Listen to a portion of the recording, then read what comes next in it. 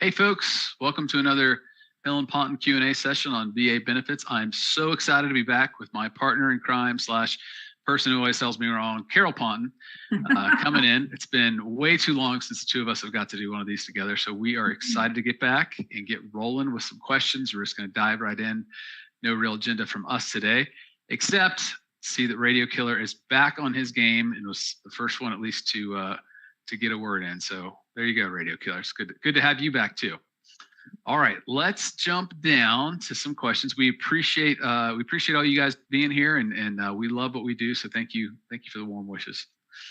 All right, Philip Sage, first question: what is the status of the advance on the docket? I put one back in June through Hill and Pond, and we haven't heard a thing. Any idea if the board is just frozen up? Carol, what do you think there?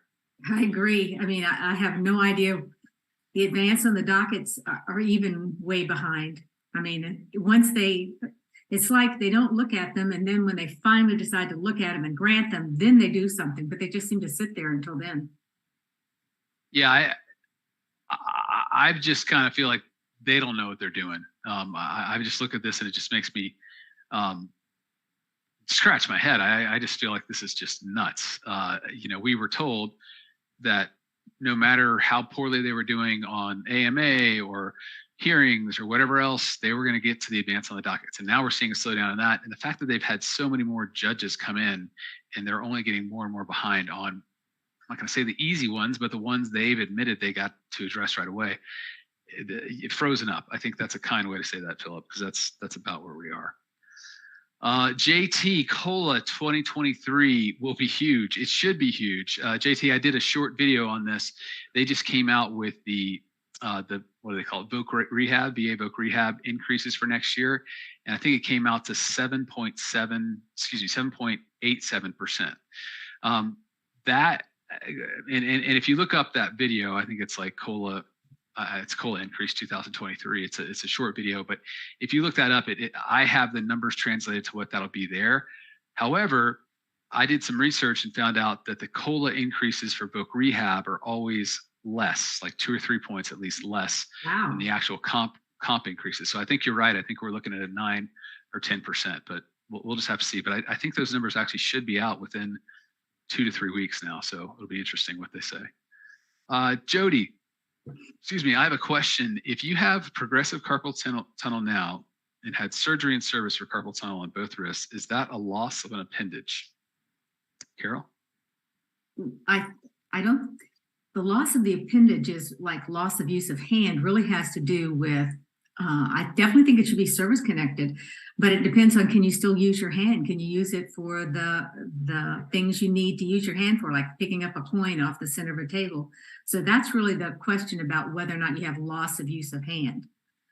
Yeah, and to kind of further show that, I mean, we have some veterans who are incredibly resilient, incredibly creative almost. When it comes to this, like I'll ask them, can you write with a pen? And they'll say, yeah, and I have them pick it up and they get the pen like this and write. Well, that's not how your fingers are supposed to be used, the dexterity you're supposed to have. So it's like Carol said, the coin test is frankly the ultimate test. Can you pick it up on the middle of the table? But can you button buttons? Can you tie shoes? Can you eat with a fork regularly? I mean, we get people who are eating with forks like this. And again, that might work, but that's not how your hands were intended to be used. So it just depends on the extent of what that looks like.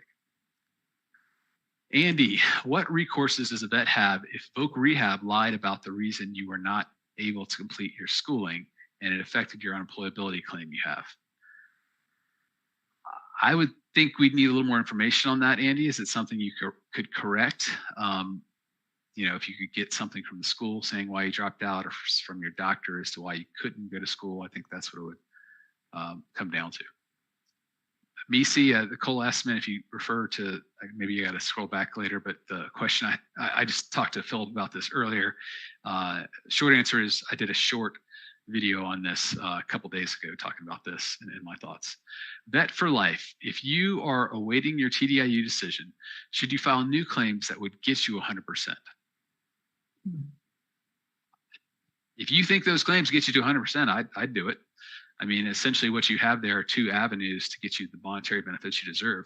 If you're telling me you're going to file a tinnitus claim and you have an 80%, I would not do that because I think it would clog up your claim. And even a 30% knee claim, I wouldn't do that. So you need to be certain that, what your exact percentage is. Once you get close to 100, you need to know are you 90 because you were 87 and it rounded up, or are you 90 because it was 94 and rounded down? Okay.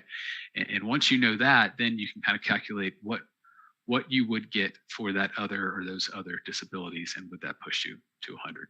So like you said, Matt, then if they had 94% tinnitus, that 10% would do it. So you're right. You really need to know what you have.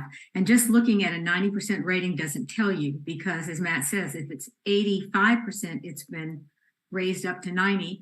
If it's 94%, it's been dropped down to 90. And that's a big difference in those two. So you really need to figure out what your disabilities are and what rating you get for those. Yeah. Okay, we got Philip with his second question here. Oh, hold on. I think it's Weldon. I didn't answer that. I apologize. Weldon, I was wondering, what form should I use to submit medical evidence to prove that I have particular diagnosis of vertigo that is secondary to my Meniere's disease? I don't know that there's a form with the medical. Do you? Because I don't think there's a particular form. You could submit like just a cover statement form saying, this is what this says and this is why it's important. But I don't think there's a specific form for evidence now. Right. For headings, I would put like proof of tinnitus, or that's what I put in my letter, so that the VA will know since they never seem to read the records, they would know that this is my proof. So you might want to do that in your cover letter. Yeah.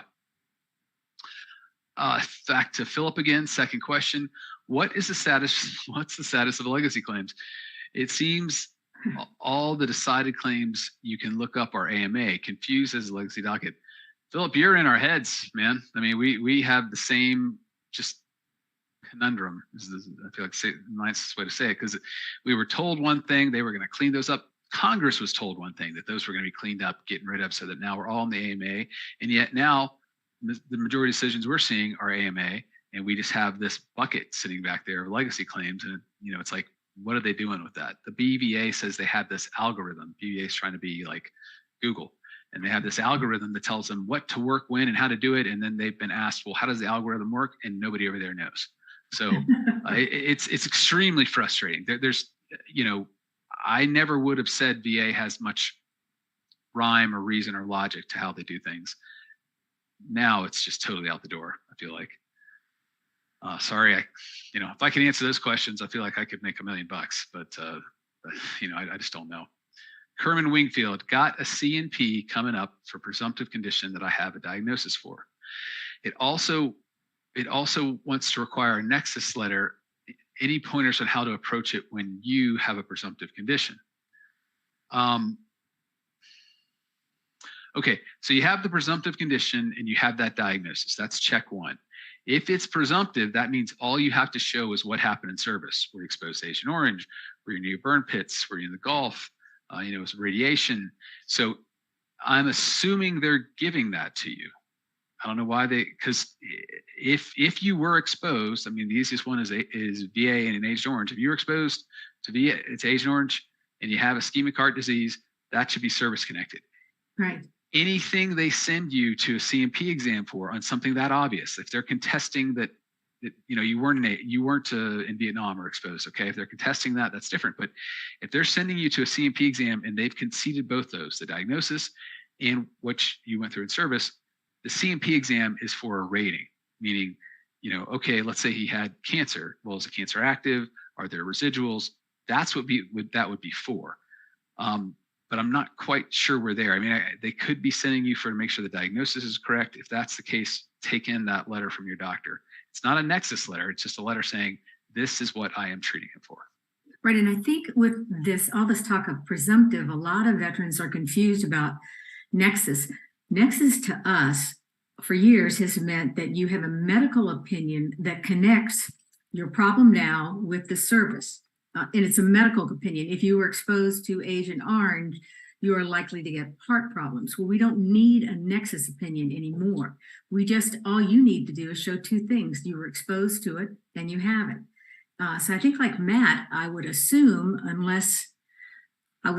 they have that in your record, but you need to make sure you have those two things. I'm not sure what you've gotten, why they would say the word nexus. But other than that, it's basically to see what your disability is. And you please get the DBQ out so that you'll know what questions they're going to ask you. Because for cancer, if it's not active, you get a 0 unless you have residuals. So you need to make sure what they're going to be asking you. Let's see if I can find those DBQs real quick. Let's see. While I'm doing that, I will get this next question. John, if you lose your individual unemployability because of making too much money, are you able to appeal? Also, are you still able to make a claim for secondary conditions to get back to 100% without IU? Carol, do you want to jump on that one? Yes, both. For TDIU, you can make over, I think it's $13,000 and something now. You can make over that if you show a number of things, if you show it sheltered work. So if you can show you're working for your family, if you can show that you've been given so much latitude that it really is not a job that's out there in the economy. In other words, you can go home whenever you want, you can lie down if you want, but you would have to prove that. And yes, you can appeal that and show why it shouldn't be considered that you're working under their guidelines. And the court has come out lately with a very sympathetic case towards sheltered work. So they're really interested in jobs that are sheltered. So you have a way, you really need to, if possible, get your employer to describe all of the exceptions he makes or she makes for you and why they would not employ anybody else. You've been a long time employee, they want to help you, whatever the reasons are. The more information you can give them, the better.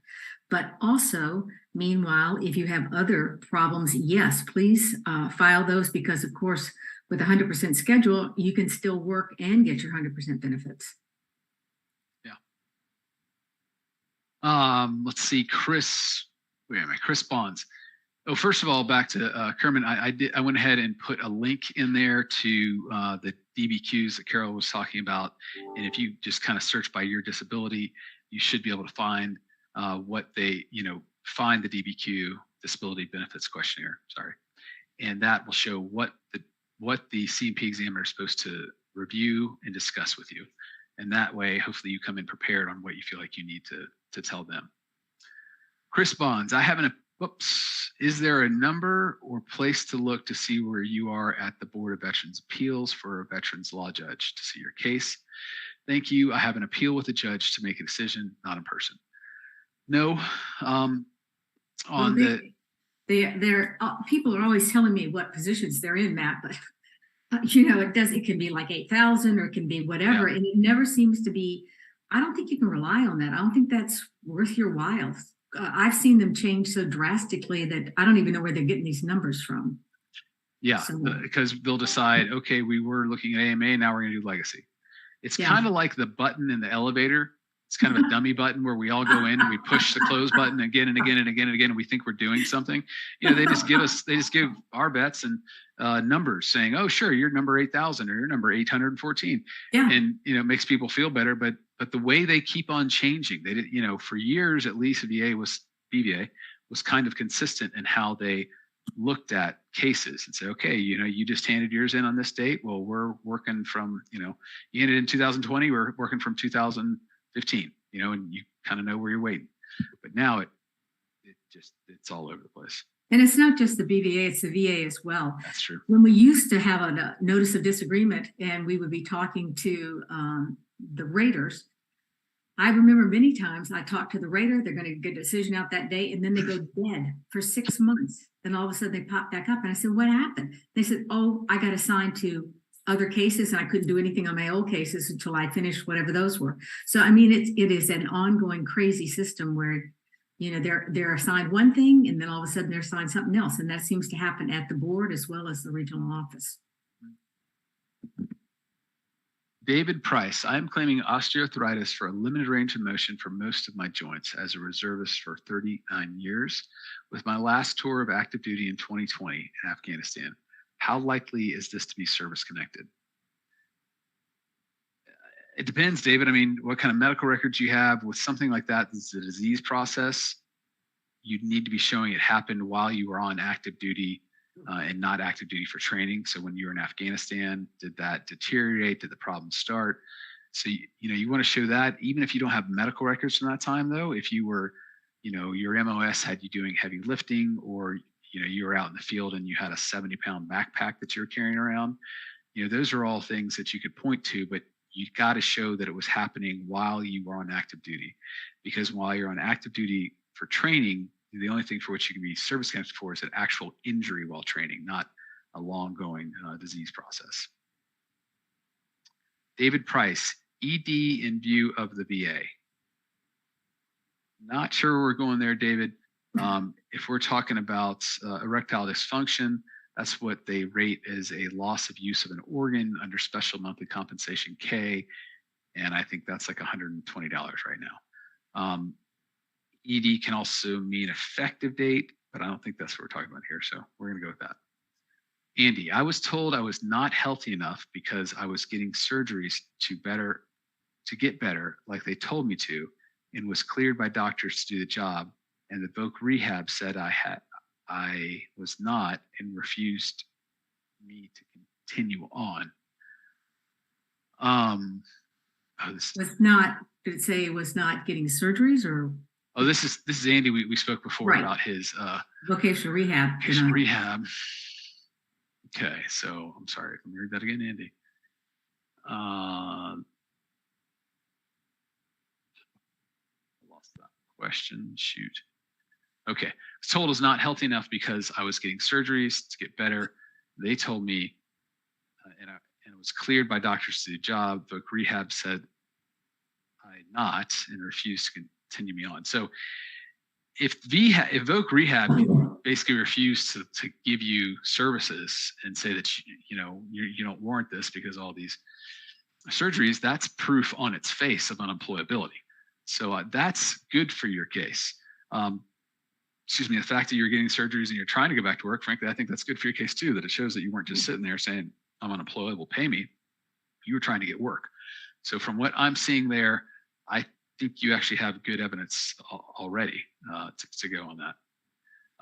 He also asked, can we file a class action to get the board to make changes faster? Dealing with the board for 22 years. There's a class action. I don't know if it's class action, but it's a lawsuit against the board right now to figure out what their algorithm is and how they're making decisions on these cases. We'll see what comes of that. I don't know. All right, Joseph. So glad to see you guys back to work. Thanks so much. 73 Nova Man 73. I got denied service connection for migraines from tinnitus. What can I do? I had a nexus diagnosis letter. Appeal. Yeah. I would order a copy of the CNP exam they used to deny you, see what that says versus your doctor. There could be things that you'd want your doctor to comment on, or there could be things that are blatant lies that you just point out. If he says, I was seeing you for 20 minutes or 40 minutes and he didn't. He said, I asked the vet, how often he has to be in a prone position or prostrate. And he didn't ask you that, meaning how often you have to lay down. So I would just look and see what he said versus what your doctor said. That would be my thought. Let's see, Kimberly, if a veteran has a diagnosis of active prostate cancer prior to his death, but cancer failed to get listed on death certificate, can I get DIC? I mean, it has to have been, if it was the cause of death or a contributory cause of death, sure. If it was not, then that's a problem. But yeah, if he had the cancer, and that was part of why he died, it affected his immune system and something else killed him, or it directly killed him, then yeah, that's a case you can definitely work with. Dan Smith, in regards to TDIU and potentially work with you guys, do you have to have been denied a claim or currently filed a claim? We like vets to try to get the benefits they deserve first, so apply for everything, and if they get it, great. They're denied, they come to us, but if you come to us, we charge a fee. And the VA ostensibly has a duty to assist you to win your claim. So if you have a strong claim, you hopefully would not need us, okay? I mean, you could have a strong claim and the VA still screws you over, but at least you tried and that really didn't lose you anything. Okay. Because we can always, refile new evidence and put in argument. I'd recommend you do it. You try it by yourself first, unless you feel like it's just too complicated. John Yang, this has been my experience. If you don't have it in your active duty medical records, it will be denied no matter how many buddy letters you have, no matter how many more private doctors you have. Carol, where do you win when it comes to buddy letters? At the board, the VA, I've been doing a lot of, because the board is so backed up, before we would go right to the board, because most of the time the regional office does not, they only read the compensation and pension exam. They never pay any attention to what the veteran says, witnesses, anything. So that's why I'd always go to the board. But because the board's not doing anything, I've been trying to do a higher level review saying that the VA failed to assist the veteran in that they failed to review the evidence and point out what the evidence is, and just trying it that way. And then if you don't win, go to the board. But it is really hard at the regional office. I think there must be a regulation that says do not pay any attention to anything except compensation and pension exams. I mean, that's not supposed to be there. And I know they're supposed to look at all the evidence, but every once in a while I'll win. So it's encouraging that at least some of the people know what the law is. But basically, that's a board. You're not going to win until you get to the board with that, but you will win there. Yeah, if you have quality buddy statements talking about folks who knew you in service, who might have seen the accident, or even folks who were in service with you and can say how you're back, you were fine, and all of a sudden you has back problem, and then you were completely limited. I agree, you can win. The statements have to be good statements, though. It can't be he's such a great guy, he should win. But though that is strong, legitimate evidence, and unfortunately they don't follow their own darn regs when it comes to it as far as when they should accept it. Wolfenstein, I'm 90. Do we have a video on how to take a good statement? We have videos, and you're right, Carol. We have videos, and we have several blogs that kind of lay out what you need. It was funny. I was looking at this the other day. I'll try to find some and throw some in here. Because if there's one thing I would say is, like, we get these cases and sometimes it's 10 years later. I was looking at one this whole weekend, and it was 10 years later. And there were I knew these would have been great statements, but they didn't say what they needed to say. It's very specific what you need to say. And that's why I encourage you to look at these blogs, because sometimes, like, I actually called the guy, he's dead, that gave the witness statement. So I couldn't get it from him. And he was a great witness. If I could only have said, you can't say, if you want to prove that this happened in service, you can't have a guy say, he's a great guy, we were in the service together, I know he's had some problems with his back. That doesn't tell me when it occurred. That doesn't tell me how it occurred. I mean, it leaves out everything that will help you. So please look at these blogs. They can make a world of difference, okay? I just put into the blogs on there. I thought I had I thought I had one. Yeah, I'll find a couple more and put this up while we're talking.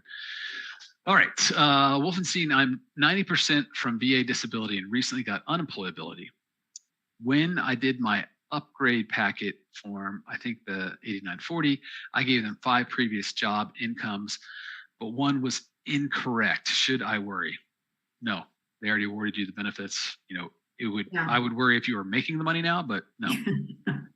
Sheila, question, what are the requirements for unemployability? Carol? You have to be not working or working in a sheltered environment. And so I always try to get a copy of my client's Social Security earnings record, have them get it. While you're working every year, the Social Security Administration will either mail to you or tell you, go online and download the list that they have for you of how much you've made from every year you started working. And that's really good proof for the VA of when you stopped working. So maybe you worked for 10 years, but only earned $4,000 each year. So you want to show them you really weren't working. You were entitled to unemployability way back when you stopped earning over $13,000 a year. So I think that's the most important thing, is to show them the onset date, proof of the onset date. And then you're going to need to remember that we use vocational experts. And the experts talk about service-connected problems only that cause limitations. And so they will look at, for instance, if you have a rating decision that shows you have 20% for your back and 20% for each leg for radiculopathy, or if you have 70% for mental, then they will do an evaluation, a vocational evaluation for you, and talk about why you couldn't work 10 years ago, okay, or whenever you started getting these ratings and stopped working. That's the way you prove it. You can have your employer say that you had to stop working because of the service-connected problems. One thing that's really important is never put in anything, never talk about limitations you have for a non-service connected problem, because the VA will jump right on that and say, you're not service connected for that, so clearly you can work.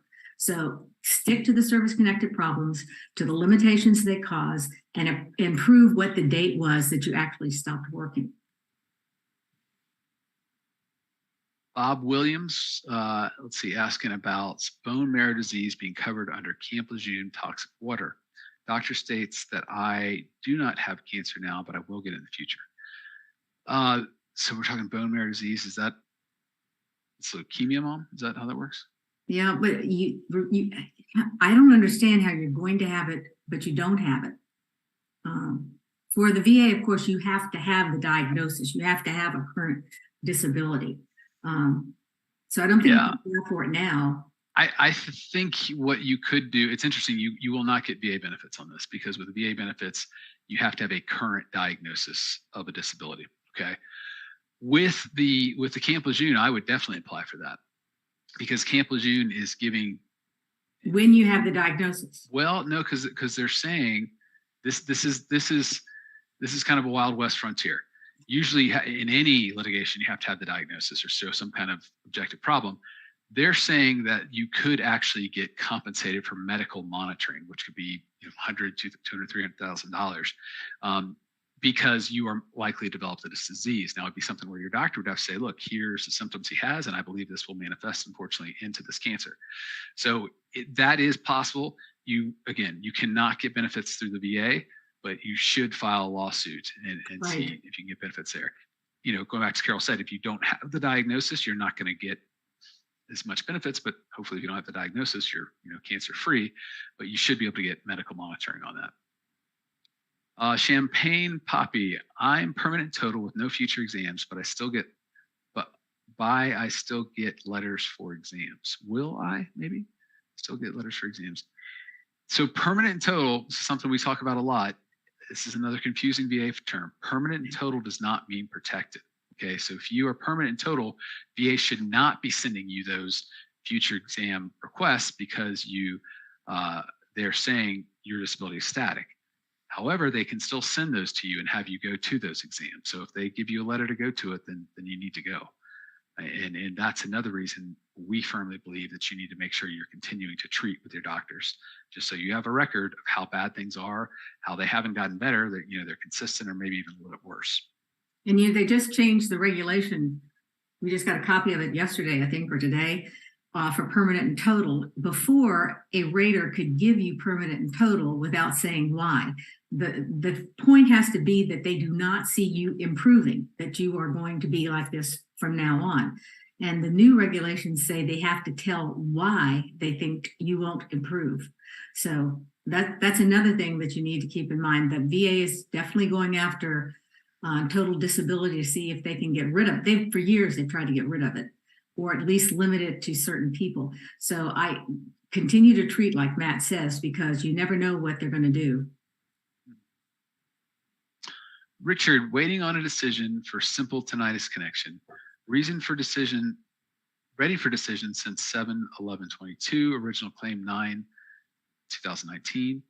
Is it moving exceptionally slow? Should I try to add more info? Any rating 10 plus makes 100% for me. So I'd call this exceptionally slow for the VA. I wouldn't try to add any information if you've got everything in there you need, because that in theory could slow it up. So I would not do that. Unfortunately, you're in a wait and hurry up and wait situation, unfortunately. Was the latest appeal in July of this year? The original claim. There's no, it's saying that it's been ready for decision since 7/2022. So it's sitting on somebody's desk. Looks like probably I would don't know consider what's- doing a letter to the VA and saying, can you please tell me the status of my claim and outline, what you're seeing? Because sometimes it does get stuck somewhere. Let's see. Maurice, is Crohn's disease a presumptive condition? No. It's not listed anywhere as a presumptive condition. If you were in the Gulf and you have Crohn's disease, I think you should be able to fight for that it's Right. it should fall under Gulf War syndrome. They will fight you on that pretty hard, but it's worth going for because Crohn's is just such an awful disease, and you should be pushing on that. We've won those cases, but they tried to deny you at first. Okay, Raphael, there is it even I'm not really sure what you're saying here. It even gives VA date VA is working on. I can screenshot it. Yeah, if you could screenshot that, I guess that would be great. I'm not quite sure what you're talking about, Raphael, but if you have more information than we do on where VA is working, we would love to see that. Bill McGrath, good to see you here. Filed an appeal 6 months ago. The waiting game. Hope all is well. After Ian, thank you for what you guys are doing. Thanks, Ian. Thanks, Ian. Thanks, Bill. Kerman, thank you. I am compensated 10% already for sarcoidosis, which is one on the presumptive list. Thank you for the link. Okay. Perkitamin. I went to a CNP exam in May for depression, filed additional claims, and now I'm waiting for a possible another exam. They said the medical opinion was insufficient. I wonder if this is normal. So they gave you a deferred decision, and they can do that for a myriad reasons, but one of the reasons is if they ask the doctor certain questions and the doctor answers a total another set of questions, they can send it back and say, no, I need these answered.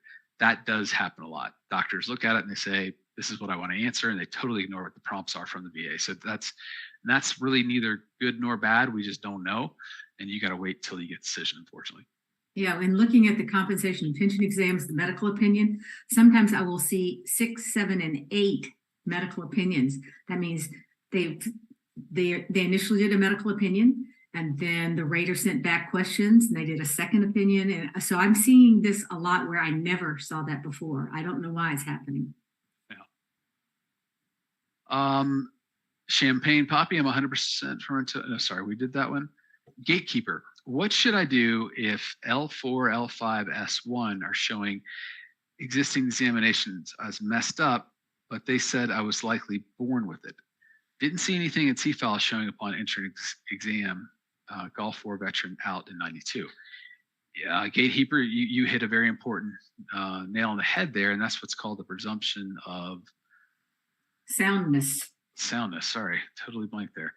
Presumption of soundness basically says if nothing was noted on your entrance exam, for them to go back and say, oh, this existed prior to service, they have to do so through clear and unmistakable evidence. Okay, and this does two things. One, it shifts the burden from you to the VA, and the burden of proof goes from as likely as not way up here to clear and unmistakable evidence, which essentially is undebatable. Okay, so they love to do this just to get vets out, and frankly, I don't ever advocate. Yeah, it works.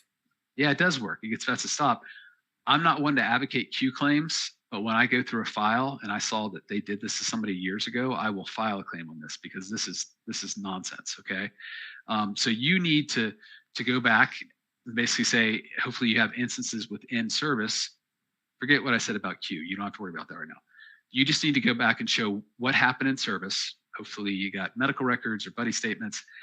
And then if they say that it was before you were born, you can say, look, as you said, I was clean on my entrance exam. You have no proof that this started beforehand. And even like somebody saying, even you saying, oh, I got hurt playing football, hurt my back. That you're not a doctor. You can't say where your back hurt, what it did to your lumbar or cervical spine. So that's a strong case. Don't let them give you that. So when you do your appeal, you want to do if you're doing a higher level review, you want to point out the VA failed to follow its own regulations for presumption of soundness, and then track, I went into the service, I was found fit, there was nothing wrong with my back, this is what happened. So you can tell them what your appeal is exactly for, and tell them that this is a failure of their duty. And you get their attention a lot more than you often do with other things, because then they know that the board is going to be looking to see if they actually fail, and they'll probably give you another CNP exam. And even if the CNP examiner said is this is service, they're going to say it's less likely than not it's related to service because it's extra prior service. That's not the standard proof. They got to say it's clear and unmistakably related prior to service, and here's why. Okay. Never will you see that on a CNP exam.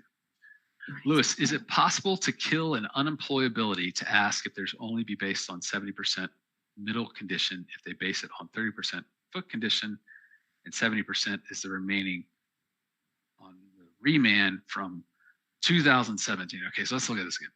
Is it possible to kill an unemployability to ask if they only be based on 70% middle condition? I often ask them to base it on the 70% mental condition so that I can start using the other ratings to build toward SMCS. If you have a 70% mental condition, the VA is supposed to, and nothing else, they're supposed to evaluate you for unemployability, because 70% means there are some significant impairments in your ability to work. So if that's your question, I think that's fine. I think they have the right to look at anything. If you're worried that they're only going to look at the 30% and not the 70%, I don't think they would do that. Yeah, but lumping them together, I think is key. And then going back to 2017, if that's when you had 70%, also I would do that. But 38 CFR 4.1 is the regulation that says the VA has a duty to maximize your benefits. So as Carol was saying, you get that 70% by itself for IU and everything else combined to 60, then you get that extra SMCS bump. And I can tell you they do it about 2% of the time, because I'm constantly getting them where they don't, and I immediately file a higher level review, and often saying they have a duty to maximize and they should have looked at the 70% or whatever your ratings are. And almost, I'd probably say 50 or 60% of the time, it comes back right away with a grant. So these are benefits you're entitled to, so don't let them undercut your benefit. Yeah. Anthony, I'm service connected for diabetes. I also filed for hypertension, which I was denied for. Am I eligible for back pay now that it's a presumption? No.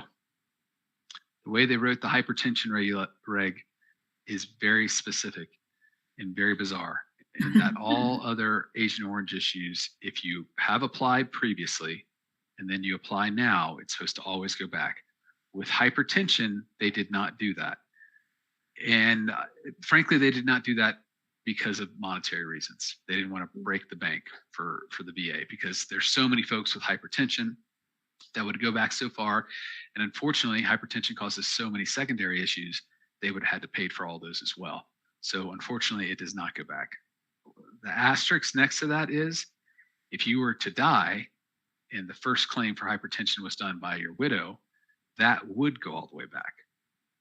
Why that is what it is, I have no idea, but that's how it was written. And we went over this with the firm and all the attorneys looked at it and we all said, this makes no sense, but apparently it makes sense from a monetary standpoint. And the one thing that's good that's happening now, Matt, that I'm noticing is we have all filed for hypertension when we thought, like for Agent Orange, for being in Vietnam, and we have won those cases, and we have a lot of them that we're processing now, so it's not under the new Pact law, and I find they're being granted right away on the regional office and at the board. So that's really good. They're not giving us a fight on those anymore. Right. So those are the cases where that existed in the system, Right. Not closed out, but being fought, being appealed before this act passed. So those are out there. And some of the veterans say, why shouldn't I withdraw that and go into the Pact Act because it's presumptive? No, because you won't get any past due benefits. Right. So that's VA would love you to do that, because that's just more benefits they keep. Jay asks, what to expect from telehealth CNP for PTSD? Carol? What do you expect from telehealth? When you have your PTSD CNP exam on telehealth versus? It should be exactly the same thing that an in-person would do, and that's another thing. You need to get those DBQs out and look at the questions they're going to ask you.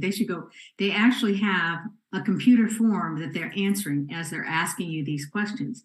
So this gives you the chance ahead of time to know what they're going to ask.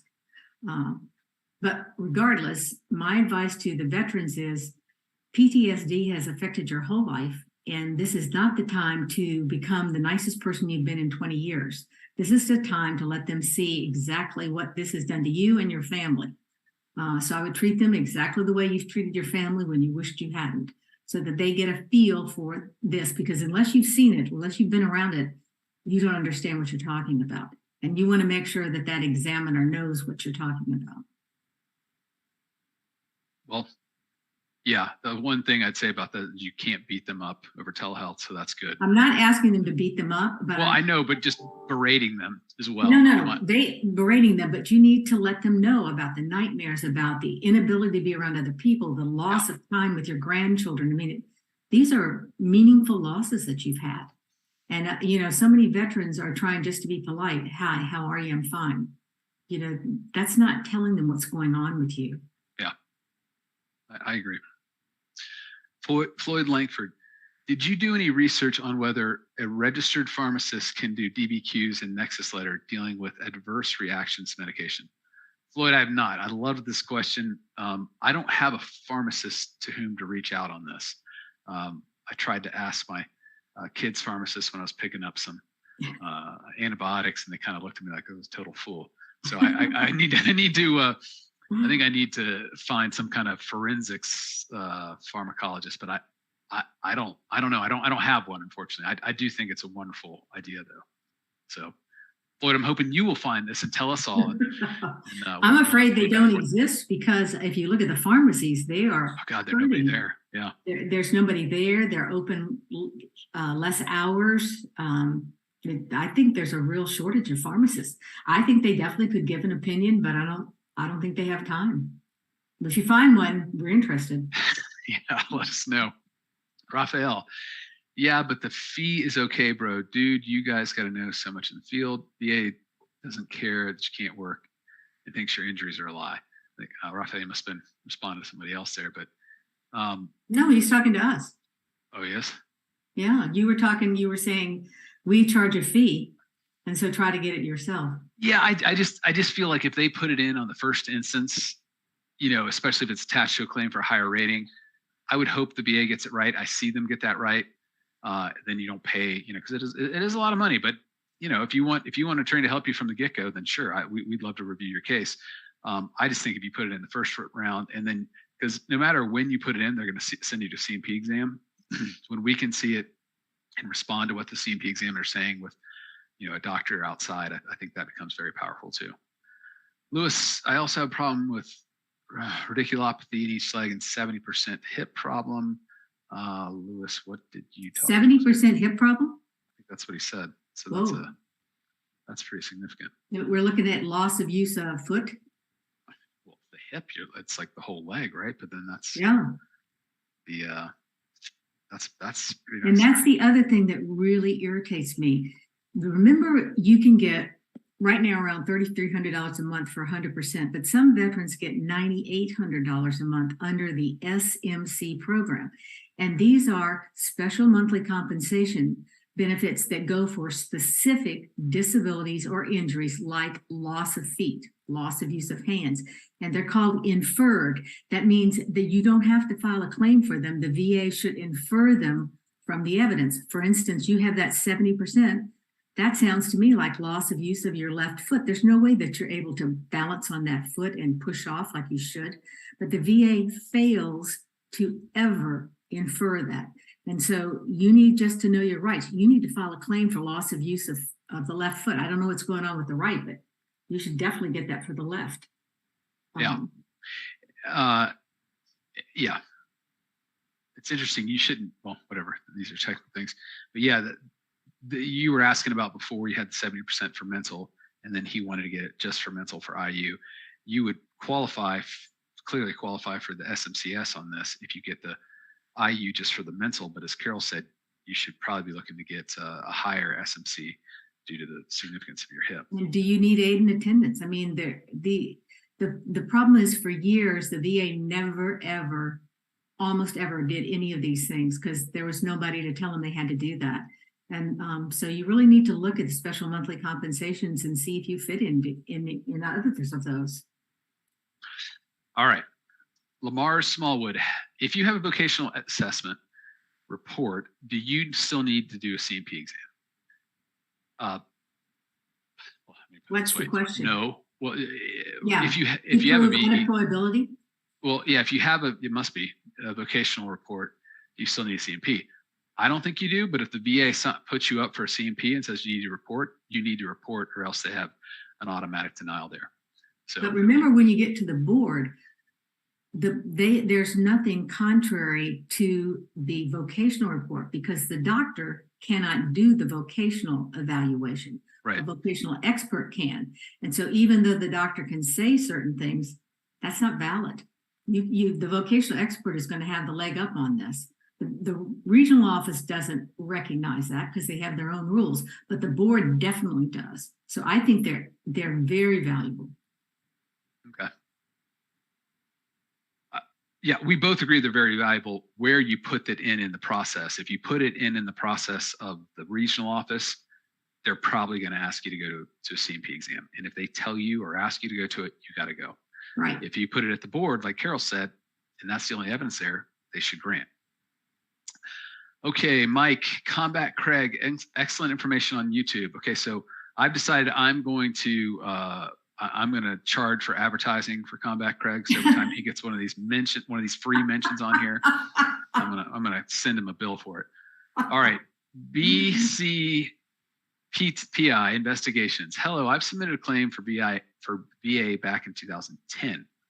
From those claims, I received 10% for tinnitus. Your office said that I had to go and resubmit my claim again before I can be represented. True? We cannot represent a veteran on the first claim. We just don't do it. You know, some people will say they do. They represent veterans on the first claim.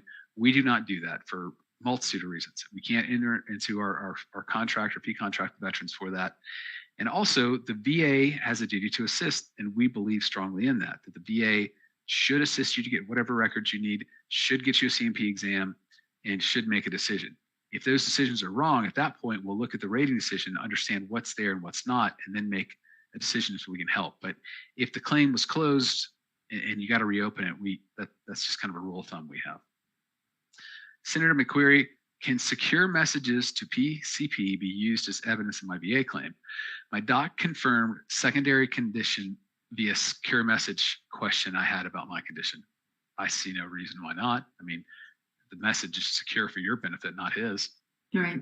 I'd submit that.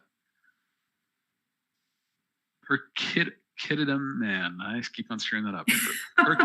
Perkidan man. If I have 30% for skin condition since 2010, is it worth it to ask for it to be static or just wait until 2030 when it's automatic?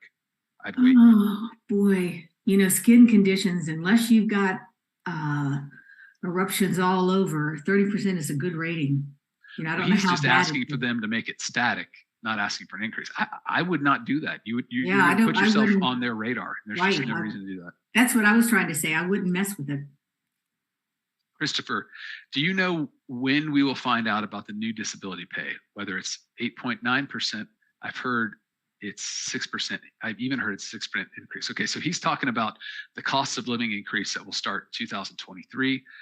I believe it's tied to the Consumer Price Index for October, which comes out in, I think it should be actually less than 2 weeks.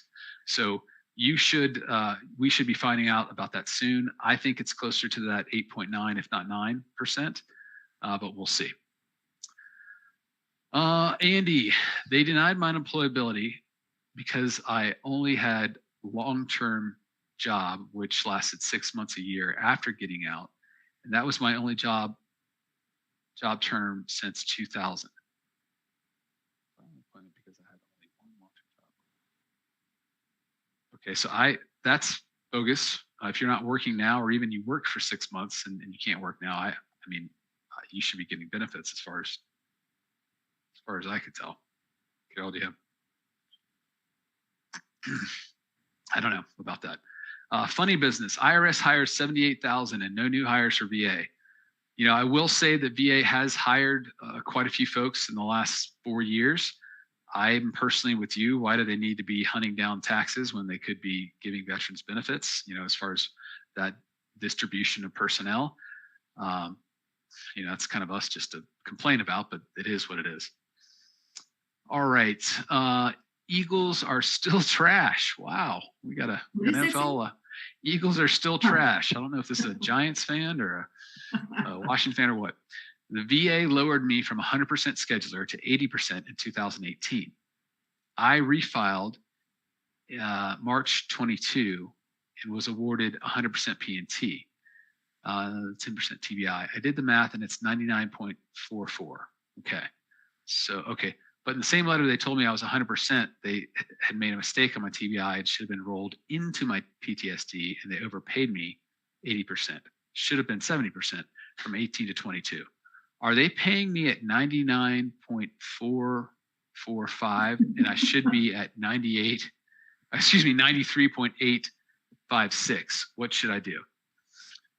So any mistake they make, they eat. I don't have the regulation on hand, but if they pay you and it's due to a mistake they made, not something where you fraudulently put something in front of them or didn't tell them something, that's theirs, okay? So I don't think you need to worry about that, but Eagles are still trash. Next time I have a complicated math question, I'm coming to you because you clearly know your math here.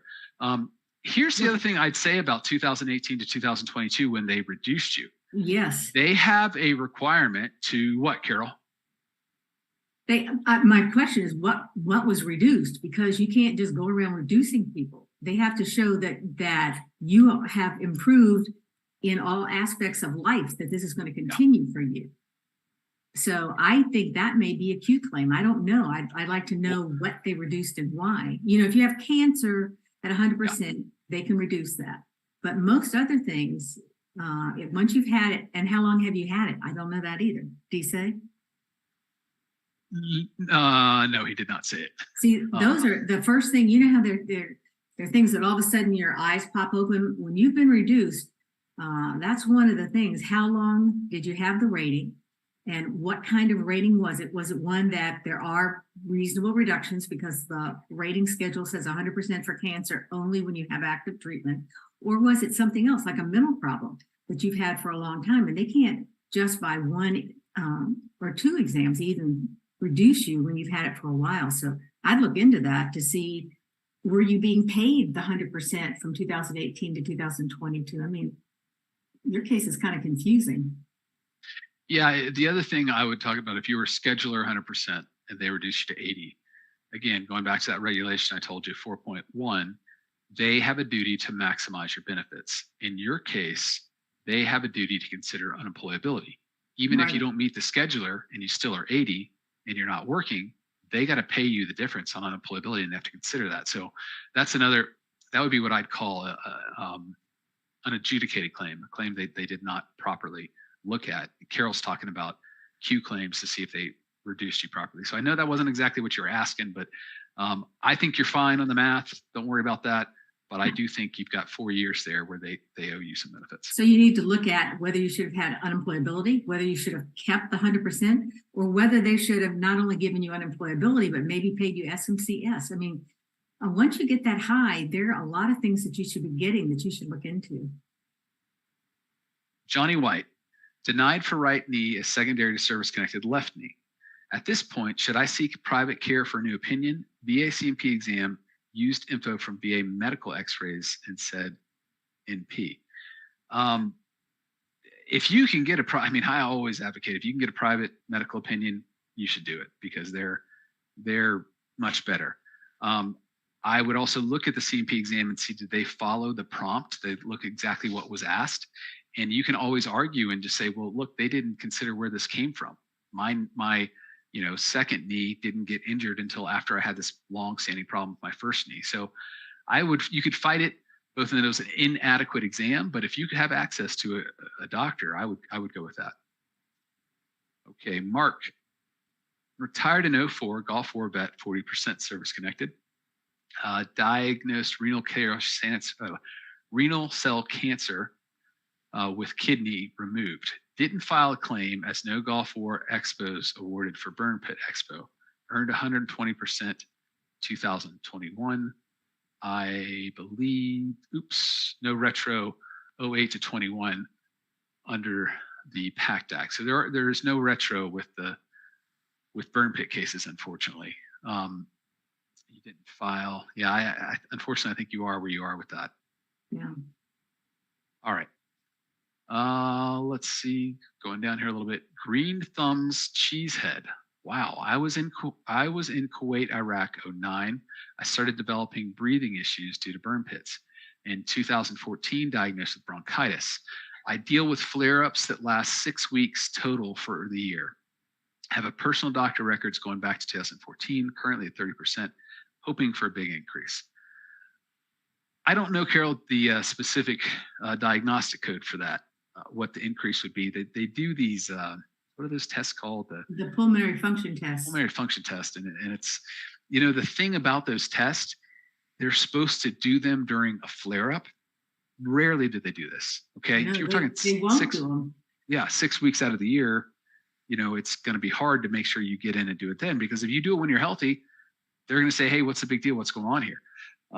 So I would, first of all, if you file a claim, to say, I want this done during time of flare, because that is what the law says. Secondly, even if you're at 30%, does this affect your employability? I mean, we've got a lot of employees and we work with them. We've got a lot of vets we work with, and we work with them with illnesses, with going to see doctors and whatever else they need.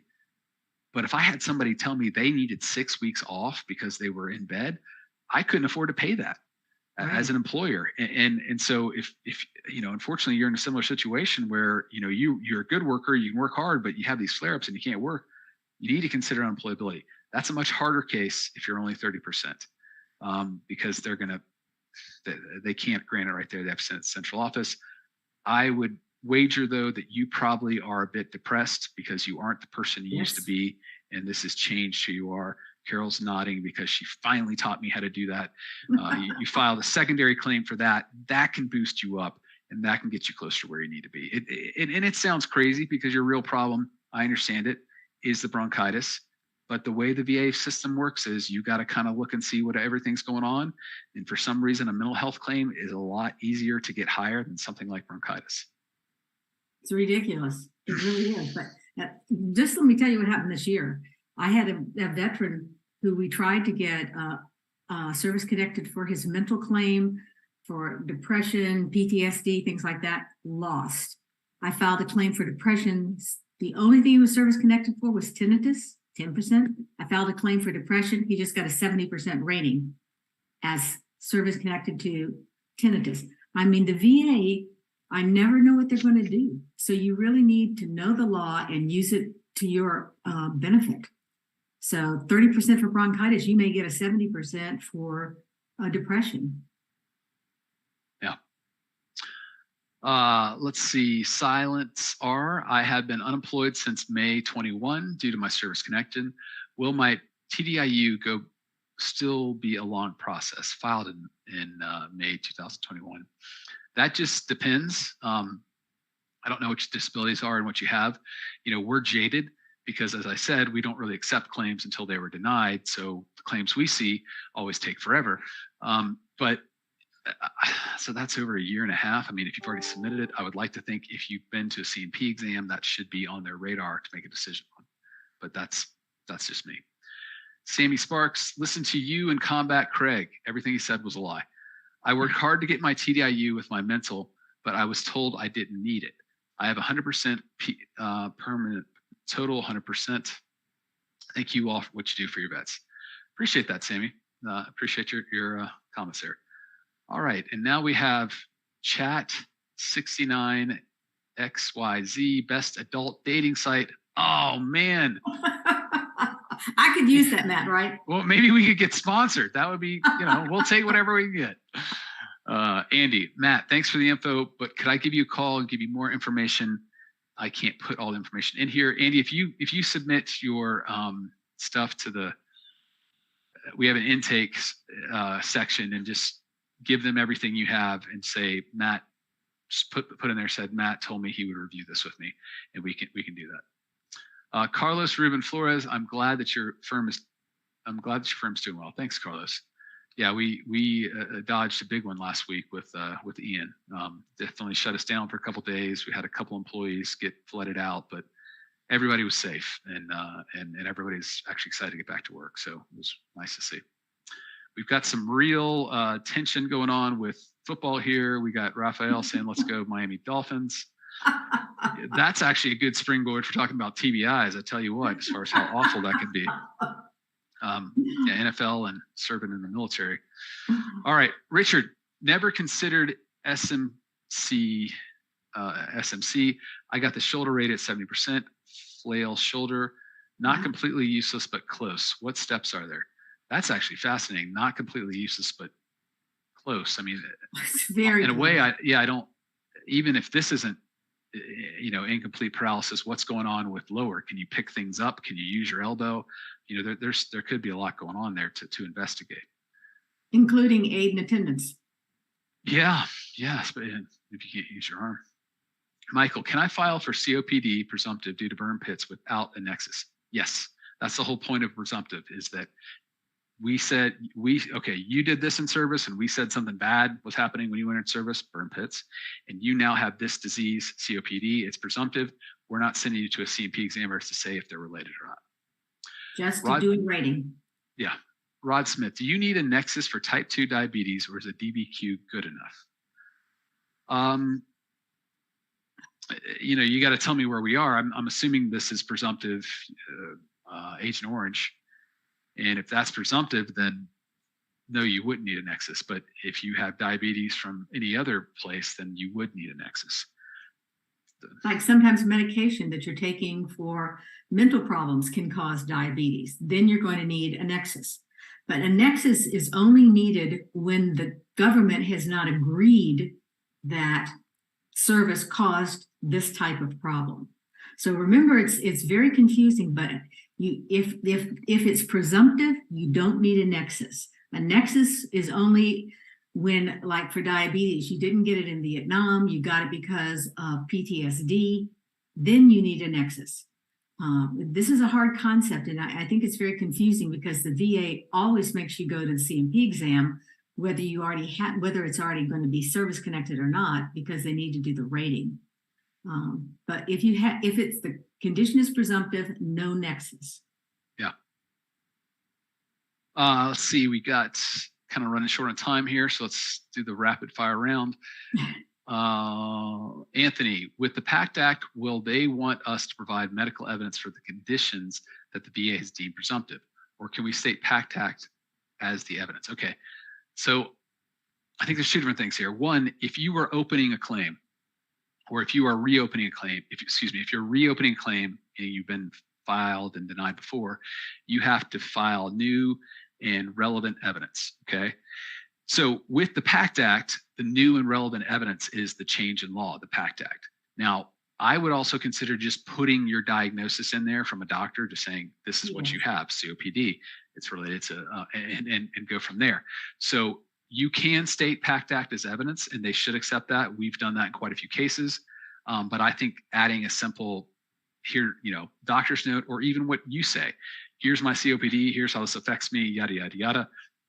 You put that in there, and that should get the case up and going. And as far as once the case is going, do you have to provide the medical evidence showing that you have that disability? No.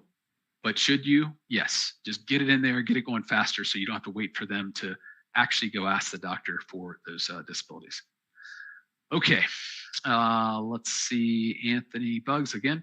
It seems like sinusitis, bronchitis, and chronic bronchitis are very similar as far as Pact Act. Do I claim all three? I would. If you have them, yeah. But you're going to fall under what's called the pyramid rule, meaning if the disabilities affect you in the same way, the problems present themselves in the same way, they will only give you a rating for the highest. If you look on the Well, diagnostic, they'll give you a rating, but they'll only pay you.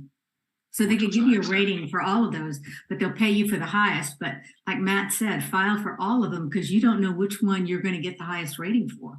Right. Alejandro, how can a CNP examiner file plus plantis DBQ without even looking at your foot? To me, he took 10 minutes of me talking and how bad it is, and the DBQ he filled out looks ugly. He didn't put anything on it that I told him. You know, it's like you got to do what you like. You can't help getting it. There's nothing you can do to not get signed up for an incompetent doctor. Okay. I mean, that is what's thrown at you, right? But to me, how you react is you've got this pretty well set up. You can write a thorough statement just saying, I read what he said. Here's what actually happened in the 10 minutes. I didn't take my shoes off. I know I didn't take my shoes off because I would have been the one to have to take them off. He didn't even ask me to take my shoes off. You should be entitled to a new exam through that, okay? Because that's just. And the other thing I would do, yeah, I see this a lot. But the other thing I do is I take pictures. A lot of times pictures of your foot show that the person never even looked at it. And that's the thing like skin condition, anything, scars. If you can take a picture of it and send it in saying, clearly, this is an inadequate exam because here's the scar, which they never even talked about or noticed. Or this is a picture of my feet that he says are perfect. So use pictures if you can and just nicely detail what did and didn't happen. Yeah.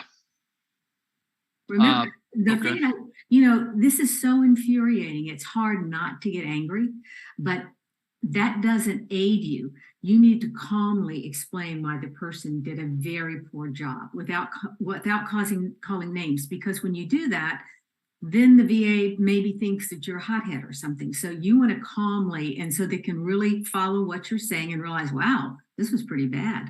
Right. And now these folks are not even VA doctors, so they don't feel as close of association. Whereas before they were VA doctors, and they almost felt like they had to defend whatever the doctor said. But so I agree with Carol. Preston Robert, cool YouTube. I can't. It says cool YouTube short. Thanks, Preston. I started doing these a couple of weeks ago because it's really neat. Like within 60 seconds, you can take one small issue and really hit it and hopefully help folks if they have that specific question.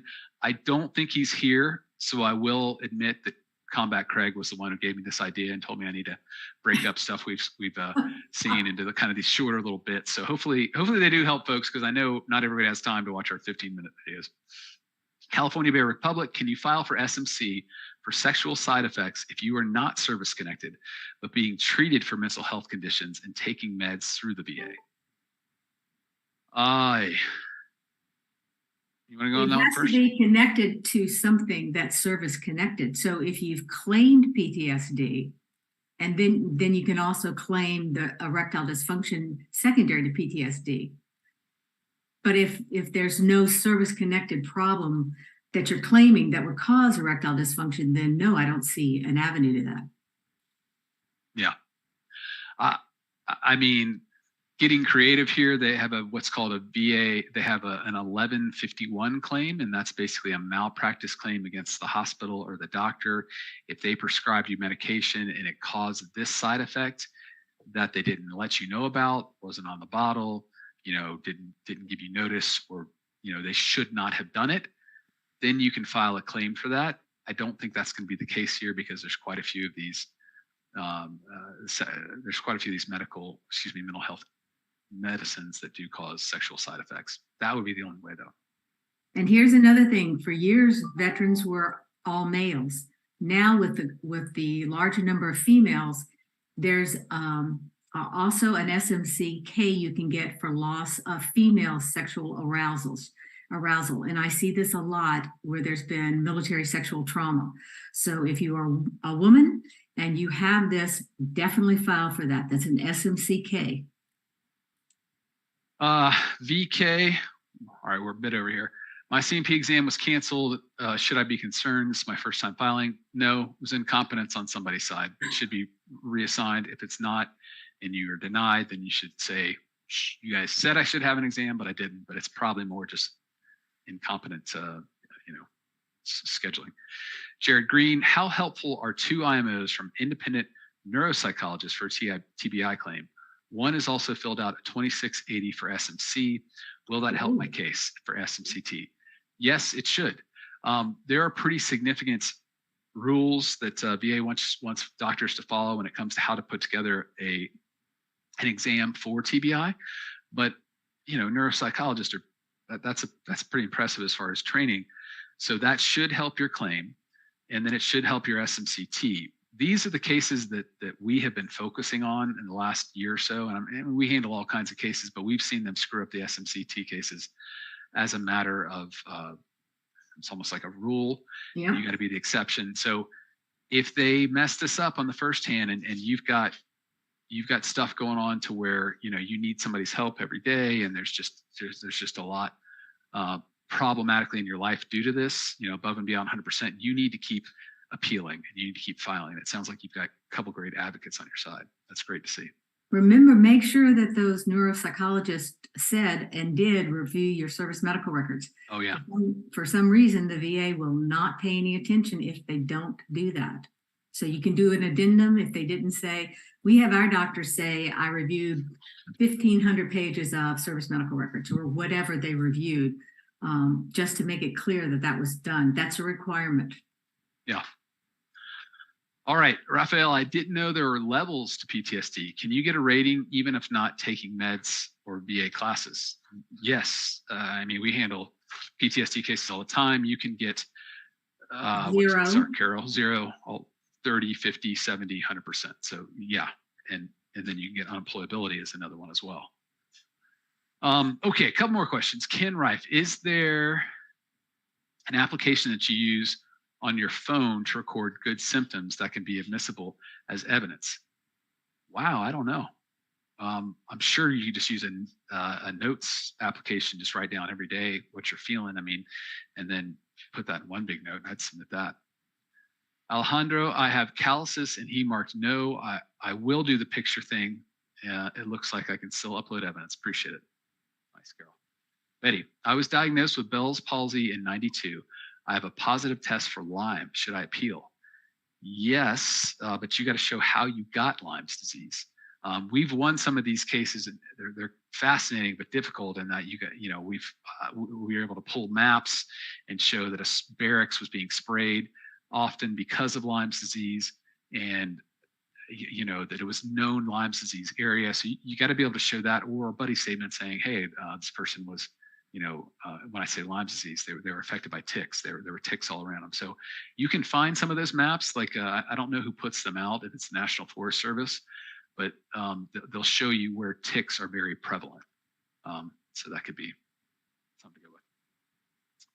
All right. Let's give this to Carol, because it's one of the last ones. Steve Jones, will you explain obesity as the intermediate step? Thank you, please. That obesity is really, really hard. I know they have it. I know you're supposed to be able to get something with it, but I try to use anything but if I can. I just see them fighting it tooth and nail. So I try every way to not use it. So I'm really not very helpful on that. Matt? It's hard. It's hard, but you shouldn't give up.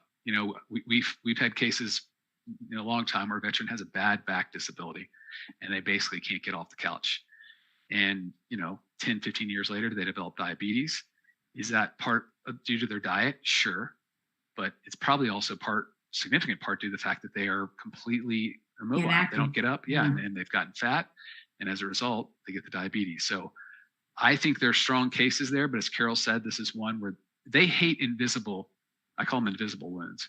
And this is one where they just loathe. They say, oh, well, this is the veteran's fault. This isn't, this is him being lazy. This isn't, something that happened due to service. It's a bunch of crap. And again, this is one where I think you're going to need to take to the board. You're going to need to have a lot of buddy statements. You're going to, if you can, have a doctor say his obesity, increased his glucose, his blood sugars were out of control, and that, he couldn't help it because he couldn't exercise. So it's a case you need to fight if that's what happened.